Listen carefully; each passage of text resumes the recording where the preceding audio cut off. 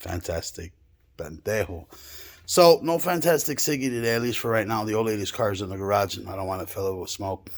Fantastic shave. Check the lining out. Oh, my God. So, Shanna Maria 7. This is a public apology. I am so terribly sorry for taking as long as I did. If the information that I gave you wasn't precise, this is my apology to you, and I'm making it up by doing this video. So what this individual was asking me, this is talking about 2011 CRV, and we are talking in regards of the mode door. If you're having issues where you cannot select your vent, frost, floor, that is going to be your mode door. Sorry about that. Mode door actuator that is in here. Take a look at the prior videos, and I show you how to go on ahead and remove this, things of that nature, and the tools that I use. Again, it's not a whole gimmick like the other jagoff who went on ahead and wrote that this was a how to buy a tool video. No, these are the details. The detail that I forgot to tell everybody was when I had the part here, which is the actuator, okay, what I ended up doing was what she was talking about was clocking. For those of you that don't know, clocking is basically you're cycling the actuator by hitting that mode button. You're going to continuously hit it. I always start at the floor. I take it, push it, get it to floor, and then I will cycle it until I'm back into the floor position. Turn off the car, turn it back on, and then I'll watch that little actuator do its thing basically down here while it's connected. What I'm doing is making sure that this thing clocks or calibrates into the right position.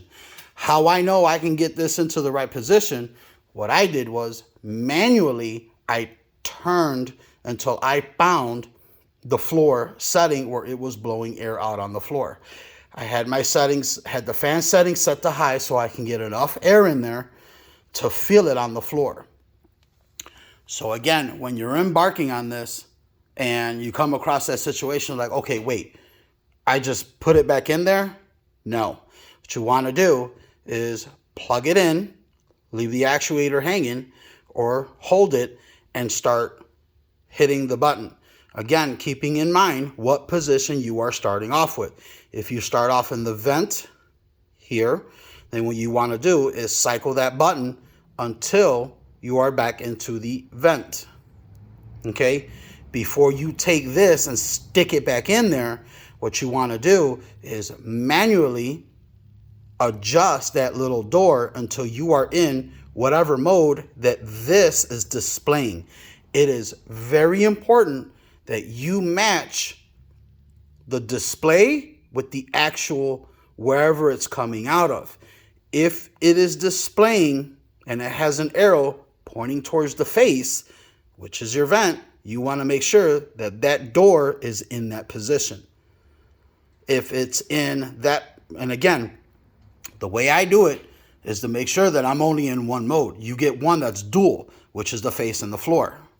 I always prefer just the one mode, either here or here. So I know, okay, it's in this position. All my air is here.